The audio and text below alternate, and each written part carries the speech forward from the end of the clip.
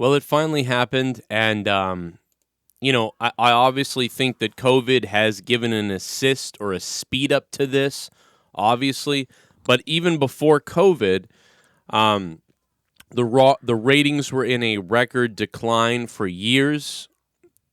5 years ago, I said that they would drop below 2 million.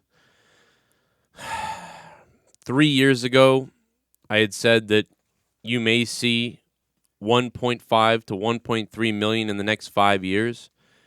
And people said I was an idiot, crazy moron. I was even trolled in the chat over it. Well, here we are. Here we are with Raw's lowest rating of all time. This isn't going to do any of those Shayna Baszler supporters any good because she's, you know what I mean? They're going to blame her too.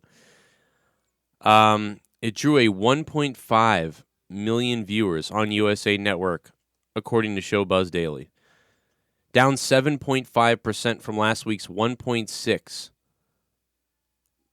which was the second lowest viewership in show history. Going back to that May 4th episode, we talked about that last week, but now we have clarification. The first hour drew 1.697. So the first hour was on pace to do about what the last few weeks had done. And then the second hour drew a 1.599.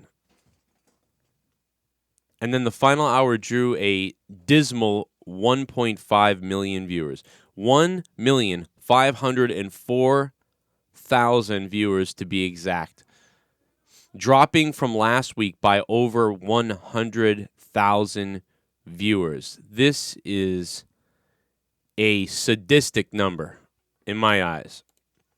Maybe not to WWE. Obviously not. This is a number lower than when they tried to take the water coolers away. When WWE was competing with WCW. Except this time, they're just losing to nothing. They're losing to themselves. That is the WWE rating, 1.5 million. That is abysmal.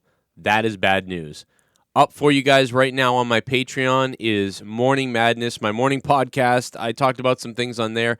What do you guys think about Raw's viewerships and the ratings and everything, man? I don't know. Let me know down below. Why do you think Raw's failing like it is? I've told you a million times why I think it is.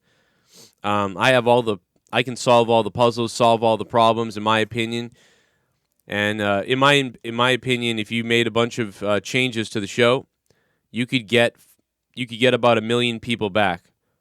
I believe within 3 months, you could have 1 million more people watching wrestling if you did certain steps. But I also think that you'll never get past that if you don't find and make and create new exciting talent. But you'll never do it under this cookie-cutter, scripted, overproduced, terrible, just lackluster product. Whether there's COVID or no COVID, the same result was happening. Even when there wasn't a pandemic, the show was still an over-scripted, overproduced, just wasteland of robotic-like promos and responses, devoid of charisma and characters that we can really be excited to see. I see more of that on AEW than anywhere. I see some of the best wrestling in NXT than anywhere. But that's not making those shows go viral and become 3 million watched shows. Something's got to be done to transcend the business, and something's got to be done to recapture the current wrestling fans that would watch if you didn't put on a piece of crap product.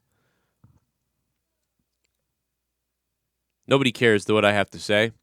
I've told every WWE official and person this. The wrestlers have told WWE personnel and officials this. Nobody cares. They want to see the ratings crash. They want to see their company die. I'm convinced of it. Only an idiot would continue to put this product on the air the same way that they've been doing it. That's all I got to say. Here's some other videos popping up. If you guys want to hear what more that I have to say, I put up on Patreon this morning an episode of Morning Madness, and I answered a bunch of questions, and I got into the stuff. Here's some other videos popping up you might have missed. Check them out.